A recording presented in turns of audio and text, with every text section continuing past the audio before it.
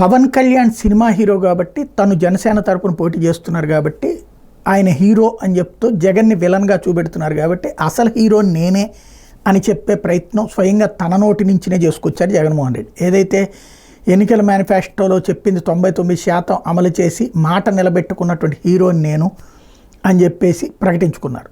మరి అప్పుడు విలన్ ఎవరవుతారు? పవన్ కళ్యాణ్ అవుతారా, చంద్రబాబు అవుతారా, మోడీ అవుతారా, లేకపోతే ముగ్గురు కలిసిన కూటమి అవుతారా? బేసిక్గా రాజకీయాల్లో హీరోలు ఉండరు, విలన్లు ఉండరు. ఫస్ట్ ప్లేసు సెకండ్ ప్లేసే ఉంటుంది. ఫస్ట్ ప్లేస్లో ఉన్నటువంటి వాడు అధికారంలోకి వస్తాడు, సెకండ్ ప్లేస్లో ఉన్నవాడు ప్రతిపక్షంలో ఉంటాడు. ఇద్దరికి కూడా పాత్రలు ఉంటాయి. ఇద్దరిని సాంతం రాజకీయాల నుంచి దూరం చేయరు. ఇద్దరికి ఎమ్మెల్యేలు ఉంటారు, ఇద్దరికీ కూడా పోటాపోటీ ఉంటుంది.